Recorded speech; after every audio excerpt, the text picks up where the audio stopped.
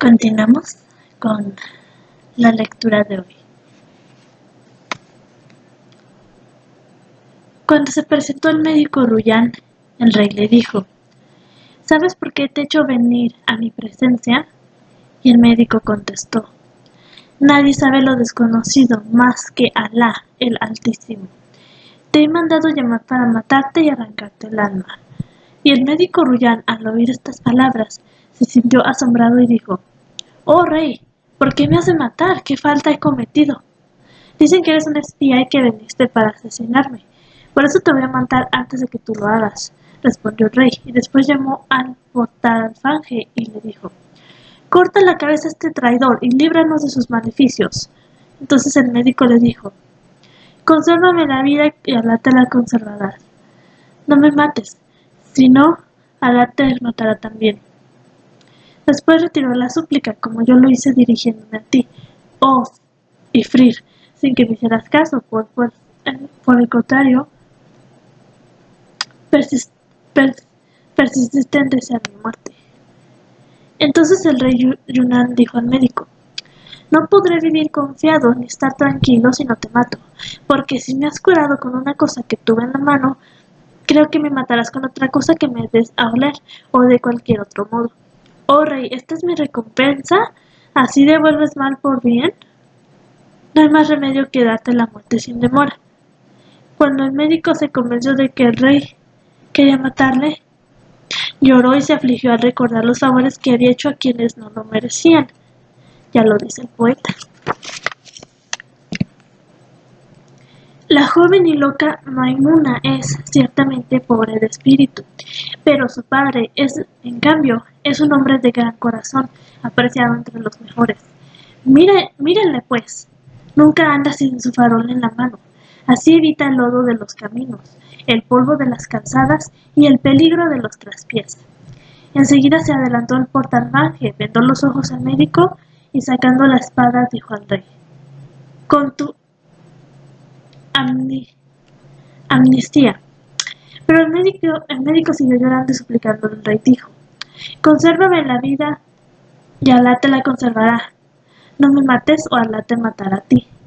Y recitó los siguientes versos de un poeta: Mis consejos no tuvieron ningún éxito, mientras, mientras los de los indoctos obtenían su propósito. No recogí más que desprecios. Por ello, si logro vivir, mucho me guardaré de aconsejar. Y si muero, mi ejemplo servirá a los demás, para que enmudezca su lengua. Y después dijo al rey: ¿Esta es tu recompensa? He aquí que me tratas como hizo un cocodrilo. Entonces preguntó al rey: ¿Qué historia es esa de un cocodrilo?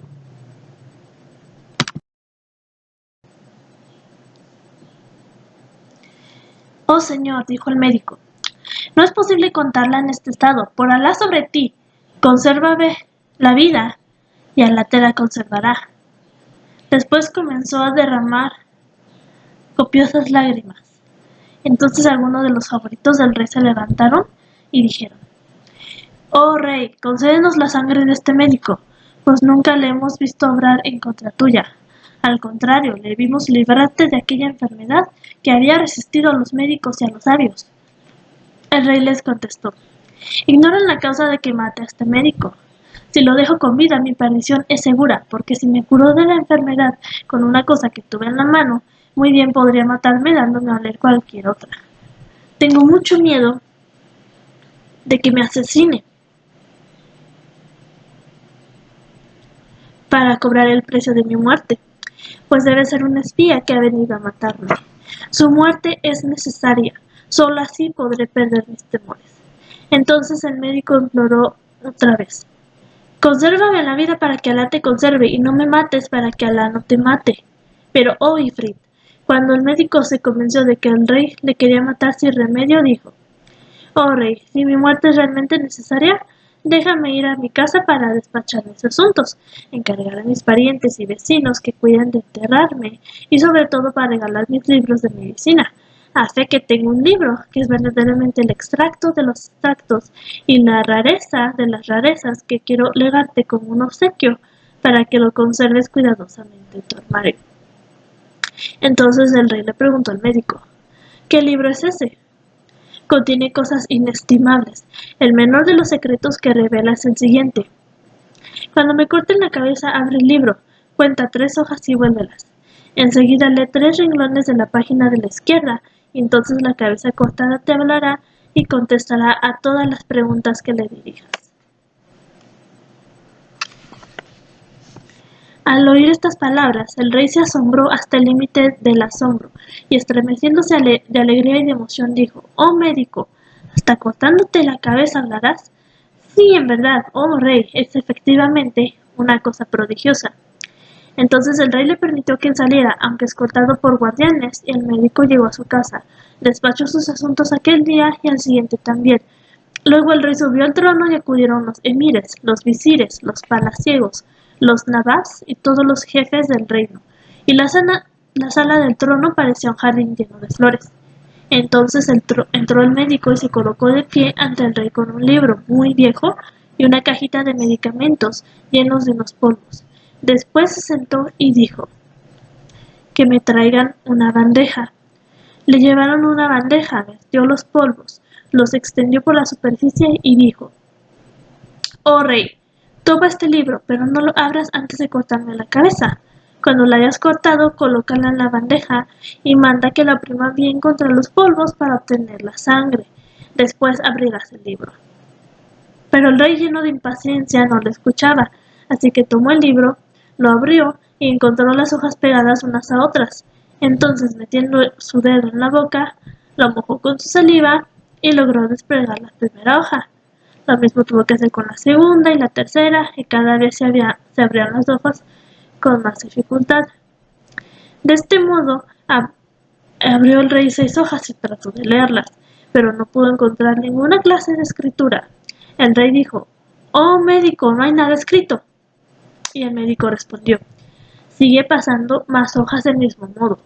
El rey siguió, pero apenas habían pasado algunos instantes, circuló el veneno por el organismo del rey, en el momento y en la hora misma, pues el libro estaba envenenado. Entonces el rey sufrió horribles convulsiones y exclamó: «¡El veneno circula!». Después el médico Ruyán comenzó a improvisar versos diciendo: «Esos magistrados han juzgado, pero excediéndose en sus derechos y contra toda justicia, y sin embargo, oh Señor, la justicia existe. A sus vez fueron juzgados. Si hubieran sido íntegros y buenos, se les habría perdonado. Pero subyugaron, y la suerte les ha oprimido, y les ha abrumado con los peores tormentos. Ahora son motivo de burla y de piedad para el viajero. Esa es la ley. Esto a cambio de aquello. Y el destino se ha cumplido con toda lógica». Cuando Ruyán acababa su declamación, cayó muerto el rey. Sepa ahora, Oifrid, que si el rey Yunnan hubiera conservado al médico Ruyán, Alá a su vez le habría conservado, pero al negarse decidió su propia muerte. Así, si tú, Oifrid, si hubieses querido conservarme, Alá te habría conservado. En este momento de su narración, Scheherazade vio aparecer la mañana y se calló discretamente. Entonces su hermana, Dunyazad, le dijo: qué deliciosas son tus palabras». Y Scheherazade contestó: «Nada es eso comparado con lo que les contaré la noche próxima, si vivo todavía y el rey tiene bien a conservarme». Así pasaron aquella noche en dicha y felicidad completas hasta la mañana. Después, el rey se dirigió al salón del trono y cuando terminó, volvió al palacio y se reunió con los suyos. Al llegar la noche, Scheherazade dijo: «He llegado a saber, oh rey afortunado, que cuando el pescador dijo al Ifrit: si me hubieras conservado, yo te habría conservado, pero no has querido más que mi muerte, y te haré morir prisionero en este jarrón y te arrojaré a ese mar». El Ifrit clamó y dijo: «Por Alá sobre ti, oh pescador, no lo hagas. Consérvame generosamente, sin reprenderme por mi acción, pues, si yo fui criminal, tú debes ser humanitario. Los proverbios conocidos dicen: oh tú que haces bien a quien mal hizo, perdona sin restricciones el crimen del malhechor, Y tú, oh pescador, no hagas conmigo lo que hizo Umama con Ática. El pescador dijo: ¿Y qué caso fue ese? No es ocasión para contarlo estando encarcelado. Cuando tú me dejes salir, yo te lo contaré, respondió el ifrit. Pero el pescador dijo: Oh, eso nunca. Es absolutamente necesario que yo te eche al mar sin que tengas medio de salir. Cuando yo supliqué y te imploraba, tú deseabas mi muerte sin que hubiera cometido ninguna falta contra ti, ni bajeza alguna, siendo únicamente favorecerte sacándote de ese calabozo. He comprendido por tu conducta conmigo que eres de mala raza, pero has de saber que voy a echarte al mar y enteraré de lo ocurrido a todos los que intenten sacarte, y así te arrojarán de nuevo. Entonces permanecerás en ese mar hasta el fin de los tiempos para disfrutar todos los suplicios. El ifrit le contestó: Suéltame, que ha llegado el momento de contarte la historia. Además te prometo no hacerte jamás ningún daño, y te seré muy útil en un asunto que te enriquecerá para siempre.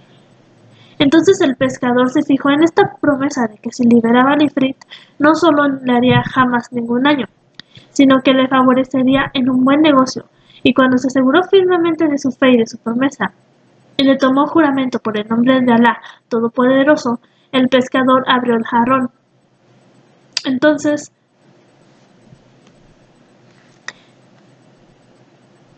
el humo empezó a subir hasta que salió completamente y se convirtió en un ifrit, cuyo rostro era espantosamente horrible.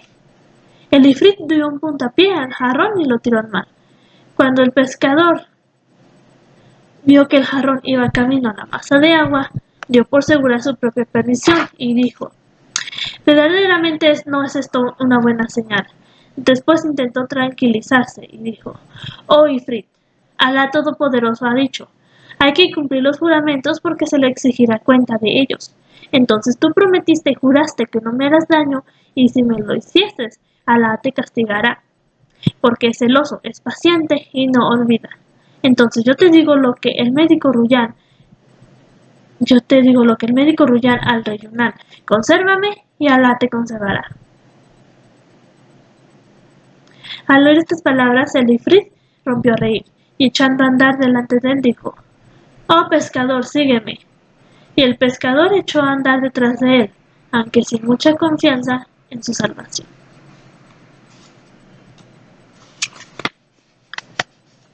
Así salieron completamente de la ciudad, se perdieron de vista, subieron a una montaña y bajaron a una vasta llanura, en medio de la cual había un lago. Entonces el ifrit se detuvo, mandó al pescador que echara la red y pescase. Enseguida el pescador miró a través del agua y vio peces blancos y peces rojos, azules y amarillos. Al verlos, el pescador se maravilló. Después echó su red y cuando la hubo sacado, encontró en ella 4 peces, cada uno de color distinto. Entonces se alegró mucho y el ifrit le dijo: Ve con esos peces al palacio del rey, ofréceselos y te dará con qué enriquecerte. Mientras tanto, por Alá, discúlpame por mis rudezas, pues olvidé los buenos modales con mi larga estancia en el fondo del mar, donde me he pasado 1800 años sin ver el mundo ni la superficie de la tierra. En cuanto a ti, vendrás todos los días a pescar a este sitio, pero nada más una vez. Ahora que Alá te guarde con su protección. Y el ifrit golpeó con sus 2 pies en la tierra, ésta se abrió y le tragó. Entonces el pescador volvió a la ciudad muy maravillado de lo que le había ocurrido con el ifrit.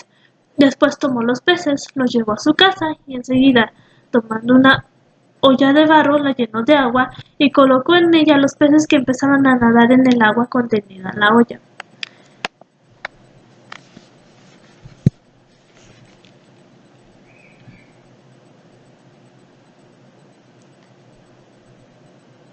Después se puso esta olla en la cabeza y se encaminó al palacio del rey, según el ifrit le había encargado. Cuando el pescador se presentó ante el soberano y le ofreció los peces, el monarca se asombró tanto al ver aquellos peces que le ofrecía el pescador, porque nunca los había visto en su vida, ni de aquella especie ni de aquella calidad, y dispuso: que entreguen esos peces a nuestra cocinera negra, porque esta esclava había regalado hace 3 días solamente el rey de los Rum, y aún no había tenido ocasión de lucirse en su arte de la cocina. Así que el visir le mandó que friera los peces y le dijo: «Oh, buena negra, me encarga el rey que te diga, si te guardo como un tesoro, oh gota de mis ojos, es porque te reservo para el día del ataque. De modo que demuéstranos hoy tu arte de cocinera y lo bueno de tus platos». Dicho esto, volvió el visir después de hacer sus encargos, y el rey le ordenó que diera al pescador 400 dinares. Habiéndoselos dado el visir, el pescador lo guardó en una alada de su túnica y volvió a su casa cerca de su esposa, lleno de alegría y de expansión. Después compró a sus hijos todo lo que podían necesitar, y hasta aquí es lo que le ocurrió al pescador. En cuanto a la negra, tomó los peces, los limpió y los puso en la sartén. Después dejó que se enfriaran bien por un lado y los volvió del otro. Pero entonces repentinamente se abrió en la pared de la cocina y por allí se filtró en la cocina una joven de esbelto talle, mejillas redondas y tersas, párpados pintados con col negro, rostro gentil y cuerpo graciosamente inclinado. Llevaba en la cabeza un velo de seda azul, pendientes en las orejas, brazaletes en las muñecas y sortijas con piedras preciosas en los dedos. Tenía una varita de bambú en la mano. Se acercó y metiendo la varita en la sartén dijo: «¡Oh, peces! ¿Siguen sosteniendo su promesa?». Al ver aquello, la esclava se desmayó, y la joven repitió su pregunta por segunda y tercera vez. Entonces todos los peces se levantaron la cabeza desde el fondo de la sartén y dijeron: «¡Oh, sí! ¡Oh, sí!». Y entonaron a coro la siguiente estrofa: Si tú vuelves sobre tus pasos, nosotros te imitaremos. Si tú cumples tu promesa, nosotros cumpliremos la nuestra. Pero si quisieras escaparte, no cederemos hasta que te declares vencida». Al oír estas palabras, la joven derribó la sartén, salió por el mismo sitio por donde había entrado, y el muro de la cocina se cerró de nuevo. Cuando la esclava volvió de su desmayo, vio que se habían quemado los 4 peces y que estaban esclavos como el carbón. Entonces comenzó a decir: «¡Pobres pescados! ¡Pobres pescados!». Mientras seguía lamentándose, he aquí que se presentó el visir asomándose por detrás de su cabeza y le dijo: «Llévale los pescados al rey». Y la esclava se echó a llorar. Le contó al visir la historia de lo que había ocurrido. El visir se quedó maravillado y dijo: «Eso en verdad es una historia muy rara». Y mandó buscar al pescador, que en cuanto se presentó le dijo: «Es absolutamente indispensable que vuelvas con 4 peces como los que trajiste la primera vez». El pescador se dirigió al lago, echó su red y la sacó con 4 peces, que tomó y llevó al visir. Entonces el visir fue a entregárselos a la negra y dijo: «Levántate, vas a freírlos en mi presencia para que yo vea qué asunto es este». La negra se levantó, preparó los peces y los puso al fuego en la sartén. Entonces, apenas habían pasado unos minutos, la pared se hendió y apareció la joven vestida siempre con las mismas ropas y llevando la varita en la mano. Metió la varita en la sartén y dijo: oh peces, siguen cumpliendo su antigua promesa». Y los peces levantaron la cabeza y cantaron a coro con esta estancia: Si tú vuelves sobre tus pasos, nosotros te imitaremos. Si tú cumples tu juramento, nosotros cumpliremos el nuestro. Pero si reniegas en tus encargos, gritaremos de tal modo que nos resarciremos. En ese momento de su narración, Scheherazade vio aparecer la mañana y se calló discretamente. Pero cuando llegó la noche, ella dijo: he llegado a saber, oh rey afortunado, que cuando los peces empezaron a hablar, la joven volcó la sartén con la varita y salió por donde había entrado, cerrándose la puerta de nuevo. Entonces el visir se levantó y dijo: esta es una cosa que ciertamente no podré ocultar al rey. Después se marchó en busca del rey y le refirió lo que había pasado en su presencia, y el rey dijo: tengo que ver eso con mis propios ojos. Así que mandó llamar al pescador y le ordenó que volviera con 4 peces iguales a los primeros, para lo cual le dio 3 días de plazo. Pero el pescador se marchó enseguida al lago y trajo prestamente los 4 peces. Entonces el rey dispuso que le dieron 400 dinares, y volviéndose hacia el visir le dijo: «Prepara tú mismo delante de mí esos pescados». «Escucho y obedezco», contestó el visir. Entonces mandó que llevasen la sartén delante del rey y se puso a freír los peces. Después de haberlos limpiado bien, y en cuanto estuvieron fritos por un lado, las volvió del otro. Entonces de pronto se abrió la pared de la cocina y salió un esclavo semejante a un búfalo entre los búfalos, o a un gigante de la tribu de Gad, y llevaba en la mano una rama verde, y dijo con voz clara y terrible: oh peces, ¿siguen sosteniendo su antigua promesa? Los peces levantaron la cabeza desde el fondo de la sartén y dijeron: cierto que sí, y declamaron a coro estos versos: Si tú vuelves hacia atrás, nosotros volveremos. Si tú cumples tu promesa, nosotros cumpliremos la nuestra. Pero, si te resistes, clamaremos tanto que acabarás por ceder.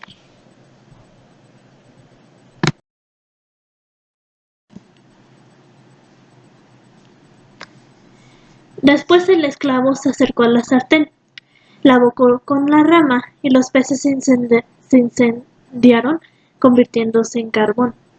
El esclavo se fue entonces por el mismo sitio por donde había entrado, y cuando hubo desaparecido de la vista de todos, el rey dijo: «Es este un asunto sobre el cual efectivamente no podríamos guardar silencio. Además, no hay duda de que estos peces deben tener una historia muy extraña». Entonces mandó llamar al pescador, y cuando se presentó el pescador, le dijo: «¿De dónde proceden estos peces?». «De un estanque situado entre cuatro colinas, detrás de la montaña que domina tu ciudad». Y el rey, volviéndose hacia el pescador, le dijo: «¿Cuántos días se tarda llegar a ese sitio?». «Oh, rey, no, señor nuestro, basta con media hora». El rey quedó sorprendido y mandó a sus soldados que marchasen inmediatamente con el pescador. El pescador iba muy contrariado, maldiciendo en secreto al Ifrit, el rey, y todos partieron, subieron a una montaña y bajaron hasta una vasta llanura que en su vida habían visto anteriormente. Entonces el rey y los soldados se asombraron de esta extensión desierta, situada entre cuatro montañas, y de aquel estanque en el que jugaban peces de cuatro colores: rojos, blancos, azules y amarillos. En aquel momento el rey se detuvo y preguntó a los soldados y a cuantos estaban presentes: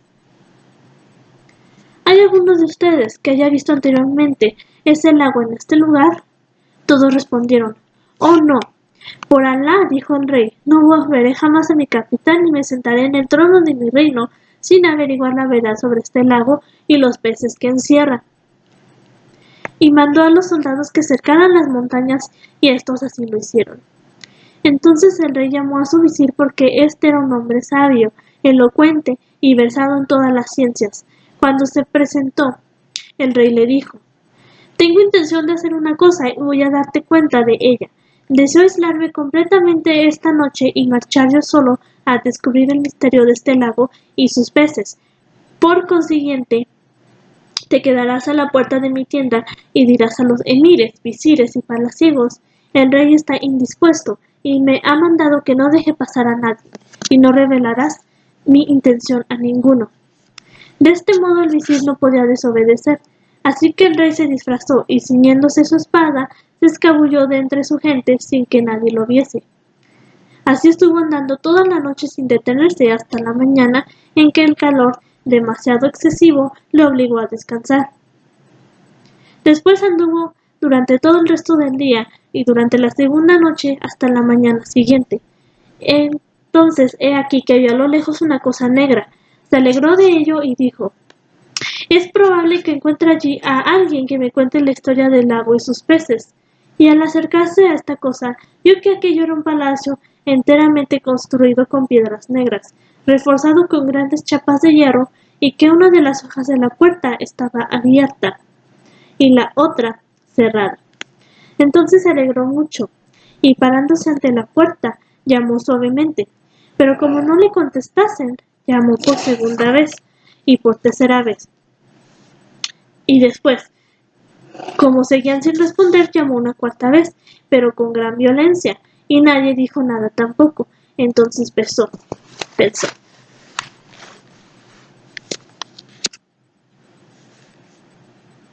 No hay duda, este palacio está desierto.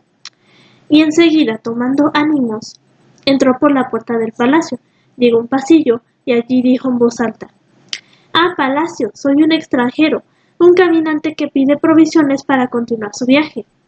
Después reiteró su demanda por segunda y tercera vez. Como no le contestasen, afirmó su corazón, fortificó su alma y siguió por aquel vendedor hasta el centro del palacio. Pero no encontró a nadie, aunque vio que todo el palacio estaba suntuosamente revestido de tapices y que en el centro de un patio interior había un estanque coronado por 4 leones de oro rojo, de cuyas fauces brotaba un chorro de agua que semejaba de perlas y de pedrería. En torno se veían numerosos pájaros, pero no podían volar fuera del palacio por impedírselo una gran red tendida por encima de todo. De modo que el rey se maravilló al ver aquellas cosas, aunque afligiéndose por no encontrar a alguien que le pudiera revelar el enigma del lago de los peces, de las montañas y del palacio. Después se sentó entre 2 puertas y meditó profundamente, pero de pronto escuchó una queja muy débil que parecía brotar de un corazón dolorido y oyó una voz dulce que cantaba quedamente estos versos: «Mis sufrimientos hay, no he podido ocultarlos, y mi mal de amores fue revelado. Ahora el sueño que se aparta de mis ojos para convertirse en insomnio constante. Oh amor, viniste al oír mi voz, pero cuánta tortura dejaste en mis pensamientos. Ten piedad de mí. Déjame gustar del reposo, y sobre todo, no vayas a visitar a aquella que es toda mi alma para hacerla padecer, porque ella es mi consuelo en las penas y peligros». Cuando el rey escuchó estas quejas amargas, se levantó, se dirigió hacia el lugar de donde procedían, llegó hasta una puerta cubierta por un tapiz, levantó el tapiz. En aquel gran salón, vio un joven que estaba reclinado en un gran lecho. Este era muy hermoso, su frente parecía una flor, sus mejillas igual que la rosa, y en medio de una de ellas tenía un lugar como una gota de ámbar negro. Ya lo dijo el poeta. El joven es esbelto y gentil, sus cabellos de tinieblas son tan esclavos que forman la noche, su frente es tan blanca que ilumina la noche. Nunca los ojos de los hombres vieron una fiesta como el espectáculo de sus gracias. Le conocerás entre todos los jóvenes, por el lunar que tiene en la rosa de su mejilla, justo debajo de uno de sus ojos. Al verle, el rey muy complacido le dijo: «La paz sea contigo». Y el joven siguió echado en la cama vistiendo un traje de seda, bordado de oro. Con un acento de tristeza que parecía extenderse por toda su persona, devolvió el saludo al rey y dijo: «Oh, señor, perdona que no me pueda levantar». Pero el rey contestó: «Oh, joven, entérame de la historia de este lago y de sus peces de colores, así como del misterio de este palacio y de la causa de tu soledad y tus lágrimas». Al oírlo, el joven derramó nuevas lágrimas que corrían a lo largo de sus mejillas, a lo que el rey se asombró y le dijo: «Oh, joven, ¿qué es lo que te hace llorar?». Y el joven respondió: «¿Cómo no he de llorar si me veo en este estado?». El joven, alargando las manos hacia el borde de su túnica, la levantó, y el rey vio que la mitad inferior del joven era de mármol, y la otra mitad, desde el ombligo hasta el cabello de la cabeza, era de un hombre. Entonces el joven le dijo al rey: «Sepa, oh señor, que la historia de los peces es una cosa tan extraordinaria que si se escribiera con una aguja en el ángulo interior del ojo, a fin de que todo el mundo la viera, sería una gran lección para el observador cuidadoso». Y el joven contó la historia que sigue. Historia del joven encantado en los peces. Sepa, oh señor, que mi padre era rey de esta ciudad, se llamaba Mahmud. Era rey de las Islas Negras y de estas 4 montañas. Mi padre reinó 60 años y después se extinguió en la misericordia del rey retribuidor. Tras su muerte fui yo rey y me casé con la hija de mi tío. Me quería casar con amor tan poderoso que, si por casualidad tenía que separarme de ella, no comía ni bebía hasta mi regreso. Entonces así siguió bajo mi protección durante 5 años, hasta que fue un día al hammam, después de haber mandado al cocinero que preparase los manjares para nuestra cena. Entré en el palacio y, reclinándome en el lugar de costumbre, mandé a 2 esclavas que me hicieran aire con los abanicos. Una se puso en mi cabeza y otra a mis pies, pero pensando en la ausencia de mi esposa, se apoderó de mí el insomnio y no pude conciliar el sueño, porque, si mis ojos se cerraban, mi alma permanecía en vela. Oí entonces a la esclava que estaba detrás de mi cabeza hablar de este modo a la que estaban a mis pies. Oh, Masauda, qué desventurada juventud la de nuestro dueño, qué tristeza para él tener una esposa como nuestra ama, tan pérfida y criminal. Y la otra respondió, maldiga a Alá a las mujeres adúlteras, porque esa infame nunca podrá tener un hombre mejor que nuestro dueño, y sin embargo le es infiel. Nuestro dueño debe ser muy impasible cuando no hace caso de las acciones de esa mujer, dijo la primera esclava. ¿Pero qué dices?, repuso la otra. ¿Puedes sospechar siquiera nuestro amo lo que hace con ella? ¿Crees que la dejaría en libertad de obrar así? Has de saber que esa pérfida pone siempre algo en la copa que bebe nuestro amo todas las noches antes de acostarse. Le echa banj y le hace dormir con eso. En tal estado no puede saber lo que ocurre, ni a dónde va ella, ni lo que hace. Entonces, después de darle beber el banj, se viste y se va dejándole solo, y no vuelve hasta el amanecer. Cuando regresa, le quema una cosa debajo de la nariz para que la huela, y así despierta a nuestro amo de su sueño.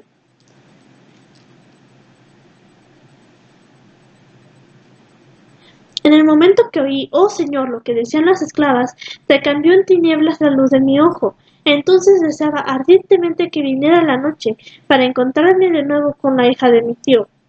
Por fin volvió de Hammam, se puso a la mesa y estuvimos comiendo durante 1 hora, dándonos mutuamente de beber como de costumbre. Después pedí el vino que solía beber todas las noches antes de acostarme, y ella me acercó la copa.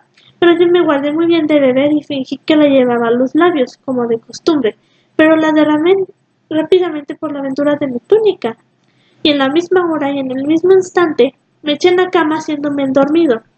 Entonces ella dijo, duerme y así no despiertes nunca más, por Alá te detesto, maldigo hasta tu imagen y mi alma está harta de tu trato. Después se levantó, se puso su mejor vestido, se perfumó, se ciñó una espada y, abriendo la puerta del palacio, se marchó enseguida. Me levanté yo también y la fui siguiendo hasta que hubo salido.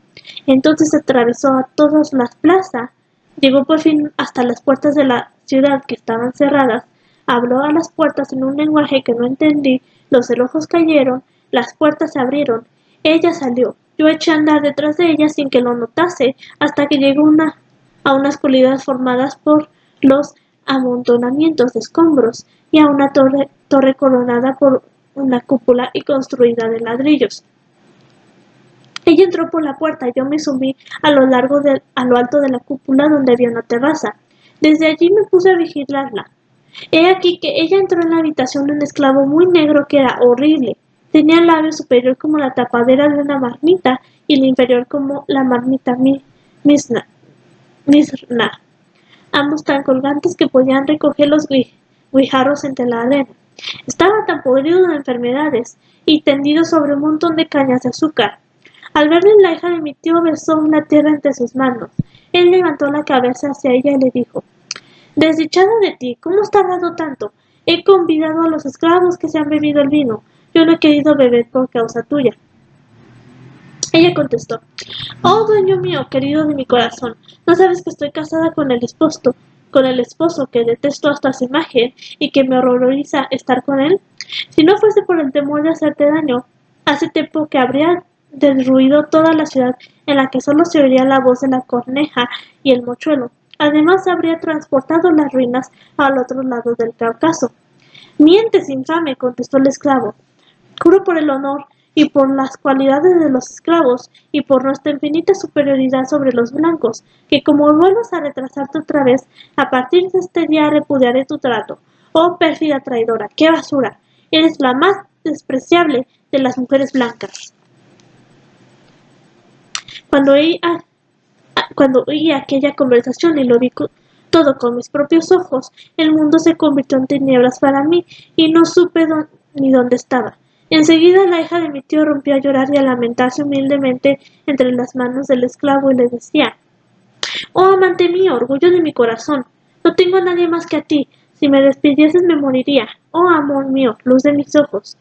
y no cesó en su llanto ni en sus súplicas hasta que la hubo perdonado. Entonces dijo: Amo mío, tienes con qué alimentar a tu esclava.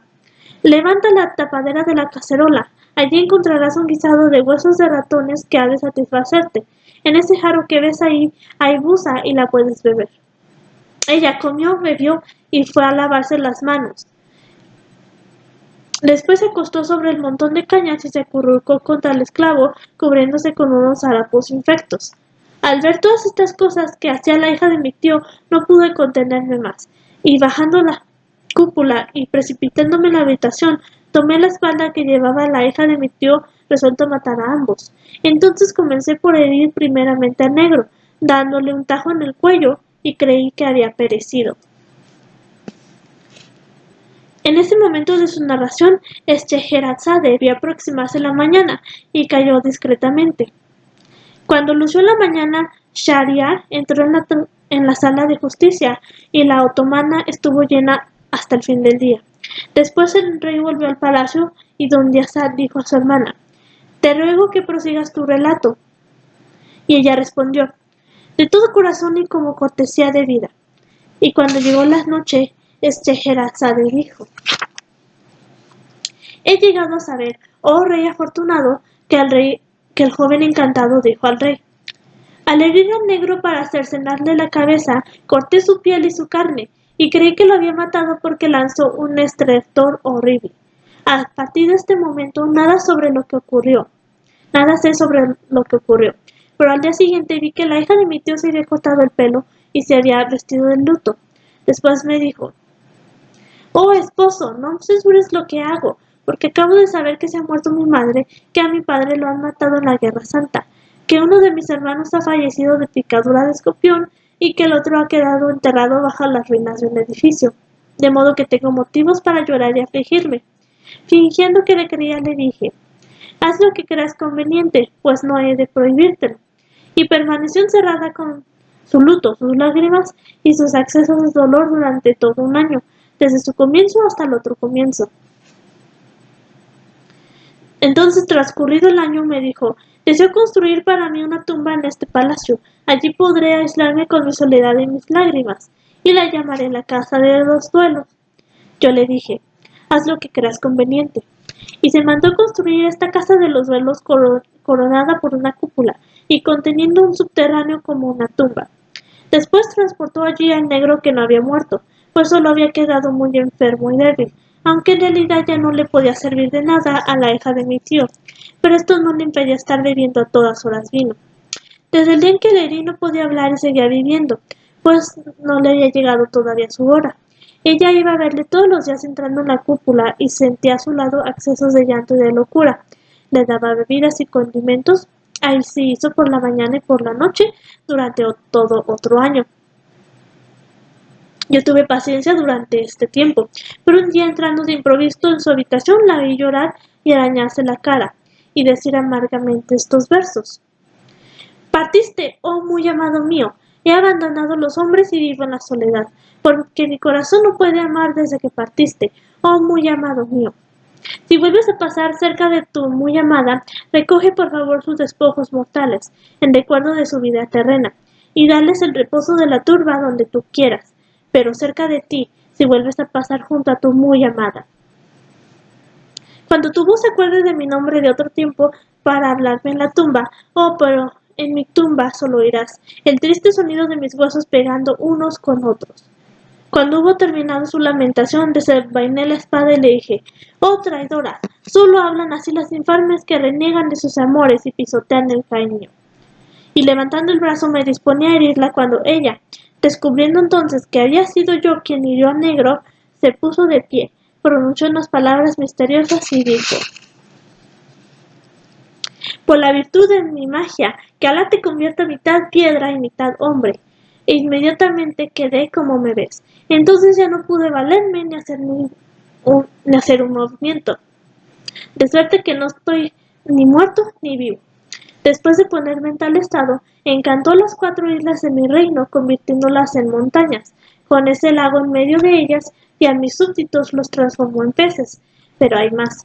Todos los días me tortura azotándome con una correa, dándome 100 latigazos, hasta que me hace sangrar, y después me expone sobre las carnes una cabeza de crin cubriéndola con la ropa. El joven se echó entonces a llorar y recitó estos versos.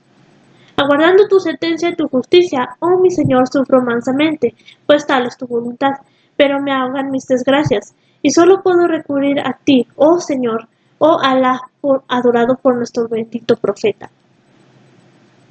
Entonces el rey dijo entonces al joven, has añadido una pena a mis penas, pero dime, ¿dónde está esa mujer? Y respondió el otro, en la tumba donde está su negro, debajo de la cúpula. Todos los días viene a esta habitación, me desnuda, me da 100 latigazos. Yo lloro y grito sin poder hacer un movimiento para defenderme, y después de martirizarme, se va junto al negro llevándole vinos y licores servidos. Entonces exclamó el rey, oh, excelente joven, por Alá, voy a hacerte un favor tan memorable que después de mi muerte pasará al dominio de la historia. Y no añadió más. Siguió la conversación hasta que se acercó la noche.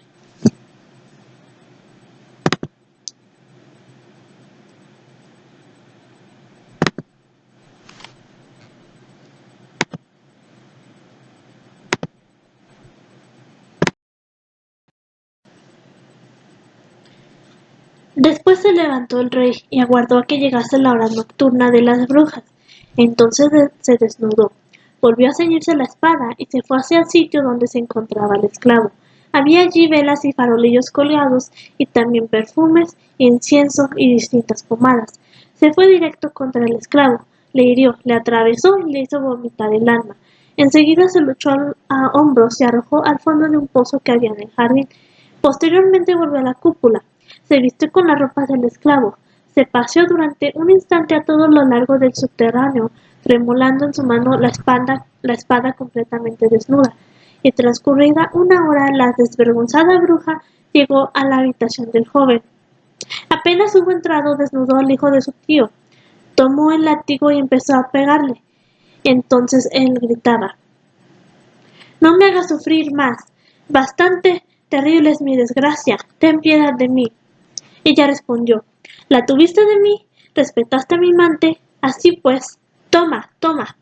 Después le puso la túnica de crin colocándole la otra ropa por encima, e inmediatamente marchó al aposento del esclavo, llevándole la copa de vino y la taza de plantas hervidas.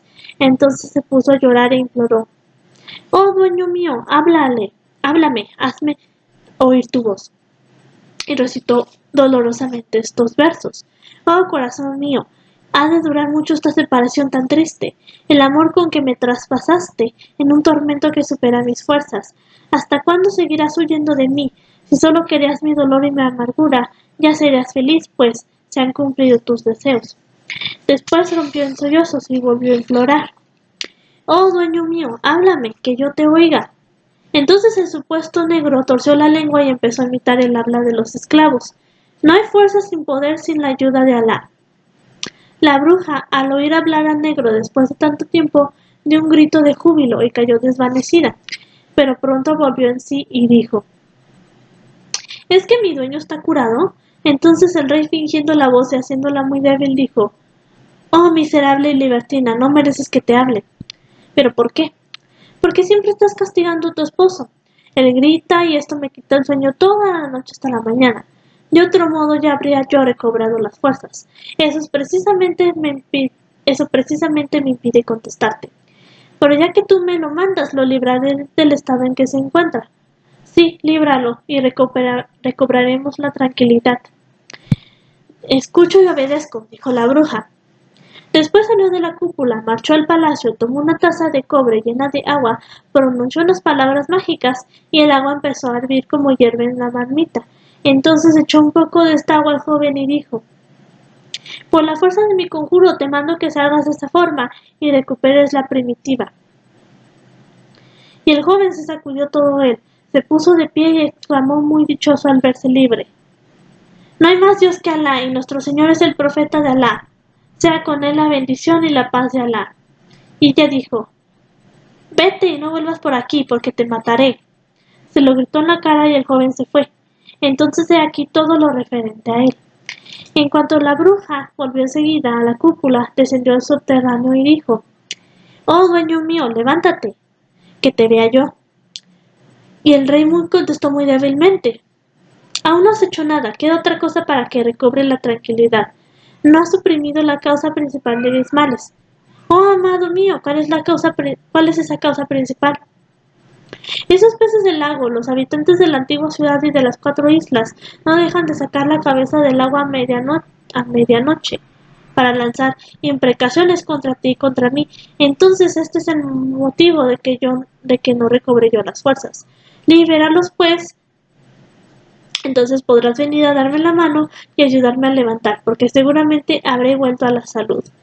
Cuando la bruja oyó estas palabras que creía del esclavo, exclamó muy alegre: «Oh, dueño mío, pongo tu voluntad sobre mi cabeza y sobre mis ojos». Invocando el nombre de Bismillah, se levantó muy dichosa, echó a correr, llegó al lago, tomó un poco de agua y... En este momento de sus narraciones, Scheherazade vio aparecer la mañana y se calló discretamente. El rey fue a la sala del trono, juzgó, dispensó, ordenó y volvió al palacio.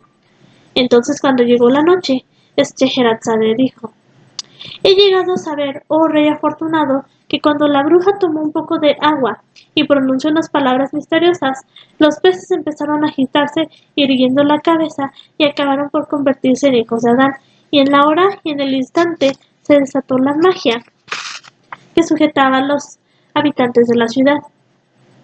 Entonces la ciudad se convirtió en una población floreciente con magníficos zocos bien construidos, y cada habitante se puso a ejercer su oficio, y las montañas volvieron a ser islas como en otro tiempo. Entonces he aquí todo lo que hubo respecto a esto. Por lo que se refiere a la bruja, ésta volvió junto al rey, y como le seguía tomando por el esclavo, le dijo: «Oh, querido mío, dame tu mano generosa para besarla». Y el rey le respondió en voz baja: «Acércate a mí». Ella se aproximó.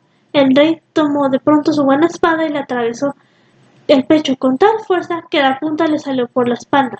Después, dando un tajo, la partió en 2 mitades.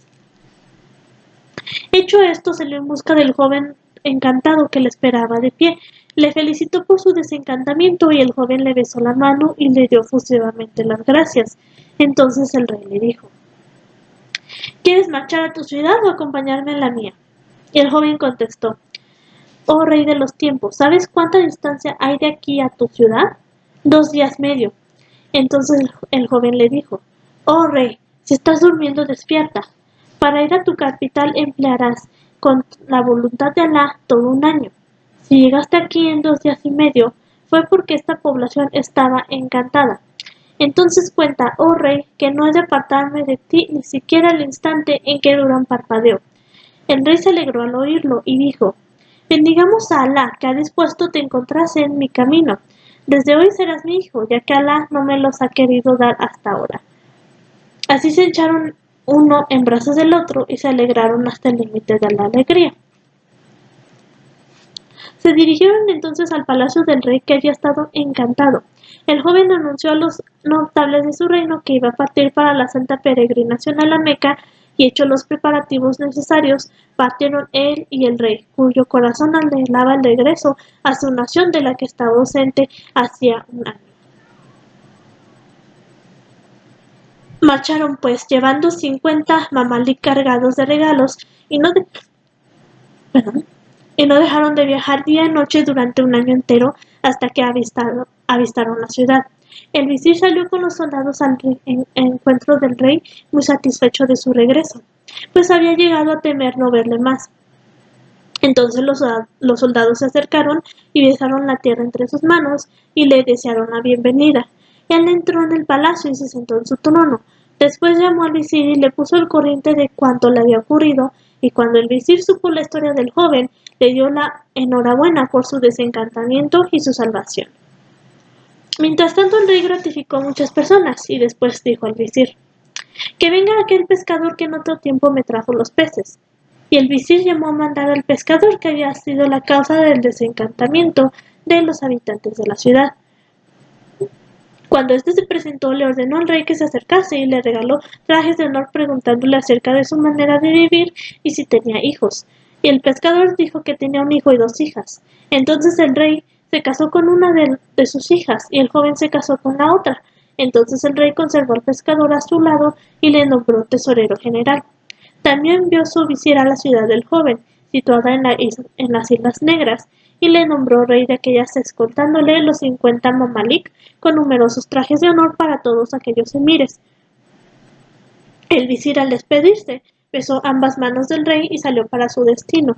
Entonces el rey y el joven siguieron juntos, muy felices con sus esposas, las dos hijas del pescador, gozando una vida de venturosa tranquilidad y cordial esparcimiento. En cuanto al pescador, nombrado tesorero general, se enriqueció mucho y llegó a ser el hombre más rico de su tiempo, así que todos los días veía a sus hijas. Y en aquel estado, después de numerosos años completos, fue a visitarle la separadora de los amigos, la inevitable, la silenciosa, la inexorable, y ellos murieron. Pero entonces Scheherazade dijo: Historia de la mujer despedazada, de las 3 manzanas y del esclavo Rihan. Pero entonces, una noche entre las noches, la califa Harun al-Rashid dijo a Giafar al-Barmaki: Quiero que recorramos la ciudad para enterarnos de lo que hacen los gobernadores y valíes. Estoy resuelto a destituir a aquellos de quienes me den quejas. Escucho y obedezco, respondió Giafar. Entonces el califa y Giafar y Masrur, el portaalfanje, salieron disfrazados por las calles de Bagdad. He aquí que en una calleja vieron a un anciano decrépito que a la cabeza llevaba una canasta, una red de pescar y en la mano un palo, y andaba pausadamente canturreando estas estrofas. Me dijeron: Por tu sapiencia, oh sabio, entre los humanos eres como la luna en la noche. Yo le contesté: Les ruego que no hablen de ese modo, no hay más ciencia que la del destino, porque yo, con toda mi ciencia, mis manuscritos, mis libros y mi tintero, no puedo despistar al destino ni un solo día. Y todos los que apostasen por mí perderían. Nada en efecto hay más desolador que el pobre, el estado, el pan y la vida del pobre. En verano se le agotan las fuerzas, en invierno no dispone de abrigo. Si se para, le perseguirán los perros para que se aleje. ¡Cuán mísero es! Vean cómo para él son todas las ofensas y burlas. ¿Quién es el más desechado? Y si no clama ante los hombres y no a su miseria, ¿quién le compadecerá? Oh sí, tal es la vida del pobre. ¿No ha de preferir la tumba? Al oír estos versos tan tristes, el califa dijo a Giafar: Los versos y el aspecto de este pobre hombre indican una gran miseria. Después se aproximó al viejo y le dijo: Oh jeque, ¿cuál es tu oficio? Y él respondió: Oh señor mío, soy pescador, y muy pobre, y con familia. Y desde el mediodía estoy fuera de casa trabajando, y Alá no me concedió aún el pan que ha de alimentar a mis hijos. Estoy pues cansado de mi persona y de la vida, y no anhelo más que morir. Entonces el califa le dijo: ¿Quieres venir con nosotros hasta el río y echar la red en mi nombre para ver qué tal suerte tengo? Lo que saques del agua te lo compraré y te daré por ello 100 dinares. Y el viejo se regocijó al oírle y contestó: Acepto cuanto acabas de ofrecerme y lo pongo sobre mi cabeza. Así el pescador volvió con ellos hacia el Tigris y arrojando la red quedó en el acecho. Después tiró de la cuerda de la red y la red salió. Entonces el viejo pescador encontró en la red un cajón que estaba cerrado y que pesaba mucho. Intentó levantarlo el califa y lo encontró también muy pesado, pero se apresuró a entregar los 100 dinares al pescador, que se alejó muy contento. Entonces Giafar y Masrur cargaron con el cajón, lo llevaron al palacio. El califa dispuso que se encendiesen las antorchas. Giafar y Masrur se abalanzaron sobre el cajón y lo rompieron, y dentro de él hallaron una enorme cesta de hojas de palmera cosidas con lana roja. Cortaron el cosido y en ella había un tapiz. Apartaron el tapiz y encontraron debajo un gran velo blanco de mujer. Levantaron el velo y apareció, blanca como la plata virgen, una joven muerta y despedazada. Ante aquel espectáculo las lágrimas corrieron por las mejillas del califa, y después, muy enfurecido, encarándose con Giafar, exclamó: Oh perro visir, ya ves cómo durante mi reinado se asesina a las personas y se arroja a las víctimas al agua, y su sangre caerá sobre mí el día del juicio y pesará eternamente en mi conciencia. Pero, por Alá, que he de usar de represalias con el asesino y no descansaré hasta que lo mate. En cuanto a ti, juro por la verdad de mi descendencia directa de los califas, Bani Abbas, que si no me presentas al asesino de esta mujer a la que quiero vengar, mandaré que te crucifiquen a la puerta de mi palacio en compañía de 40 de tus primos los Baramka. El califa estaba lleno de cólera y Giafar dijo: «Concédeme para ello no más que un plazo de 3 días». «Te lo otorgo», respondió el califa. Entonces Giafar salió del palacio muy afligido y anduvo por la ciudad pensando: «¿Cómo voy a saber quién ha matado a esa joven o dónde he de buscarlo para presentárselo al califa?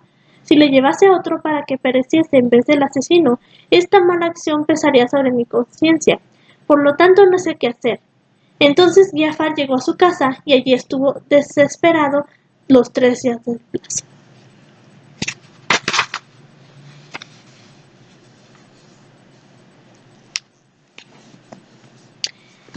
Bueno, entonces hasta aquí llegamos hoy y pues hasta el siguiente video. Nos vemos y muchas gracias.